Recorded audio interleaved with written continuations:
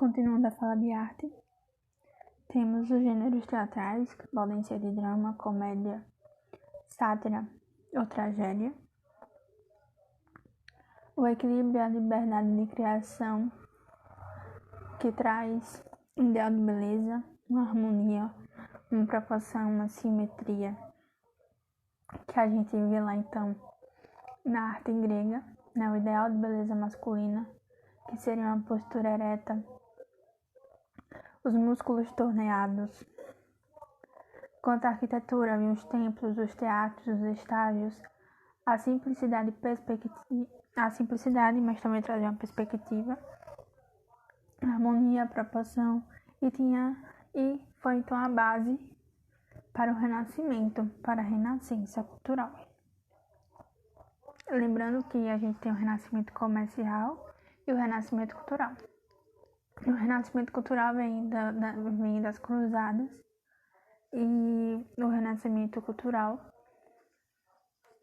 vem de aspectos mais humanos.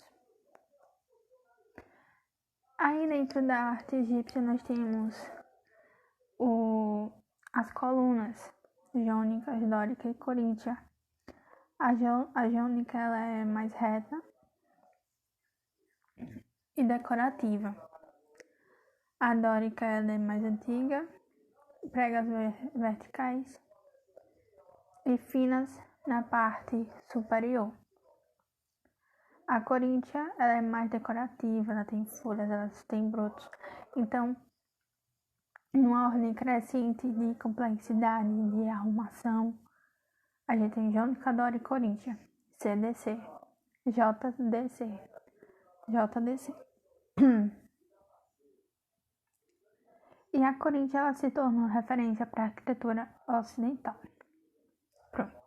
Após falar de arte rupestre, arte, cultura, né? Pré-cultura, falamos de culturas ancestrais e da cultura antiga, ou melhor dizendo, né? Da cultura egípcia e grega. A gente agora vai falar sobre a arte no Oriente. Lembrando que a arte egípcia e grega, elas influenciaram na ocidental, e aqui a gente tá falando da oriental, que era algo mais sagrado, transcendental e decorativo.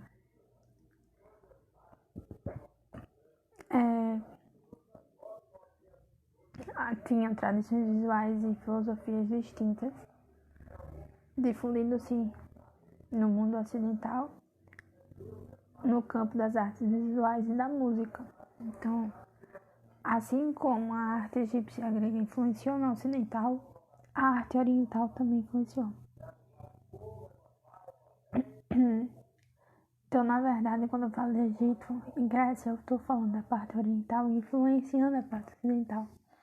Mas aí, mais precisamente, nesse caso, quando eu estou falando da arte oriental, do sagrado, eu estou falando do Império de Roma, do Oriente, que conservou os valores religiosos, seculares, artísticos da cristandade.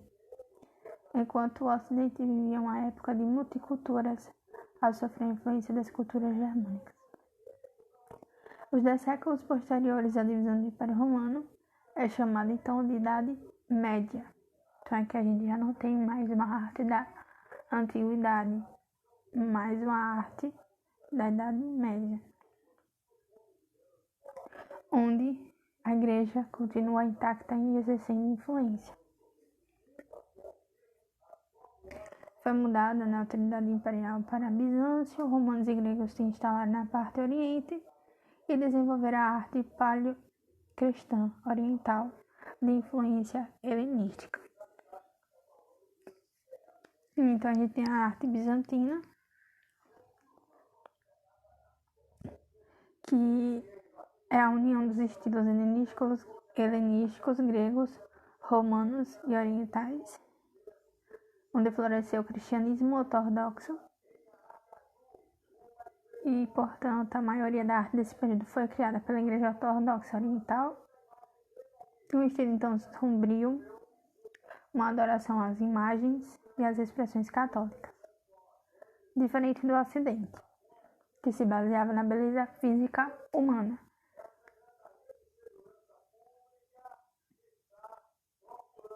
Mas podemos dizer também, né, que as figuras tinham influência egípcia e grega. E foram essas artes que também foram influenciar lá no Ocidente. Enfim. Estrutura plana e unidimensional. O sombreamento, aquele negócio claro e escuro, vai dar destaque à figura que eu quero dar ênfase. E quase sempre de frente com os olhos opacos e solenes vindos dos olhos estrelados. Faces longas e estreitas em tentativa de realismo. ênfase em retratar divindades cristãs, utilizando a iconografia, ícones como seres divinos, sem preocupação com a realidade, expressando a realidade espiritual para cumprir a missão evangelística. Então, as figuras sagradas representativas eram uma forma de comunicação da igreja com a população, de modo mais barato do que mosaicos e também mais prático. Então se utilizava símbolos, ícones e iconografia. Quanto aos livros, foi chamada de Idade de Ouro, devido aos ilustrativos, as ilustrações coloridas, as letras ornamentais, as inspirações florais e as criaturas, né, ilustradas nos livros. Uma produção demorada e cara. Na Idade Média, todos os livros eram manuscritos, iluminados pelo uso de ouro, marfim ou prata, maioria usado por padres, monges, reis. Era luxo para poucos, então a gente faz uma analogia, um repertório de que, tipo, o acesso, quando o acesso à informação é privilegiado. Temos a arte islâmica, a linhagem cristã judaica, Zoroastro, caligrafia, iconografia.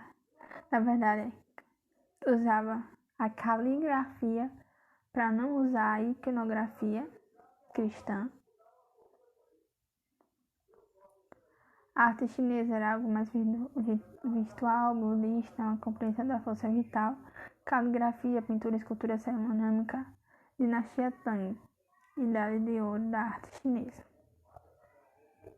A arte japonesa budista se afastava da influência chinesa.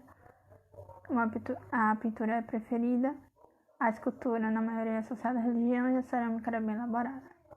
A arte gótica, que é a igreja em movimento em que queria buscar o céu, para isso procurava-se alcançar maiores alturas, uma maior quantidade de luz, muralhas, castelos, abóbodas, vitrais, para transmitir aos fiéis uma forte impressão e também leveza, uma elevação espiritual e o ensinamento da doutrina e da história sagrada. Então a arte gótica não é o que a gente pensa, né, do gótico, do escuro, não, mas é justamente o momento em que se busca alturas, clareza, representar força, mas ao mesmo tempo leveza. Música, temos o canto gregoriano, as expressões de fé, a tradição judaica.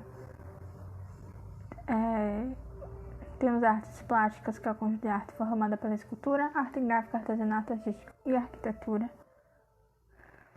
O pop art, que é os meios de consumo em arte, é uma estratégia, um recurso de repetição da imagem com o propósito de reforçar a importância e a identidade da celebridade. É a utilização de cores intensas, vibrantes, reproduções de peças, inspirar a cultura de massa, inspirar o universo das histórias em quadrinhos. É uma oposição com o abstrato, e o objetivo é abraçar e desconstruir imagens pertencentes às culturas de massa, a chamada cultura pop, feita pelas grandes multidões.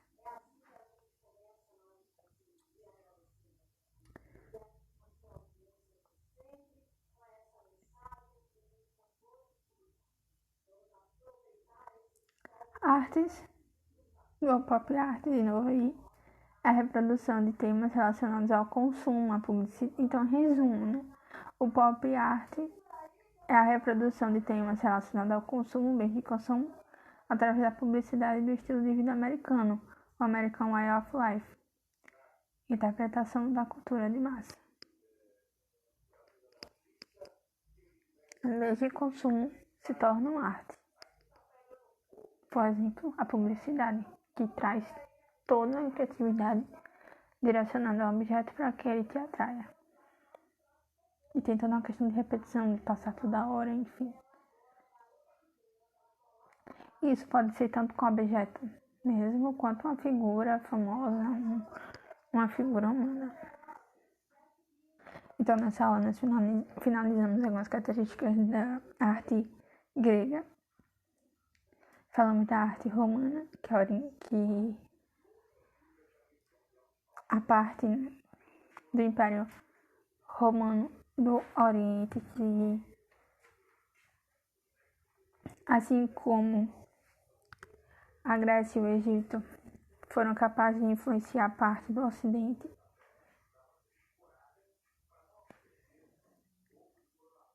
A arte bizantina, que aí juntou tanto cultura grega, quanto romana, quanto helenística e oriental. As orientais, o resto das orientais.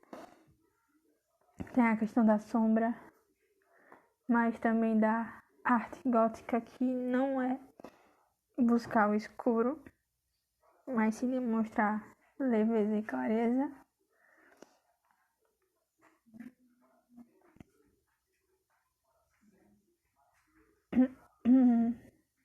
Os livros da Idade de Ouro, porque eles eram ilustrados com ouro e eram para poucos. Arte islâmica, chinesa, japonesa, gótica, mais uma vez. A música, a arte plástica, o pop art, que é a utilização da arte para impulsionar, para falar sobre consumo.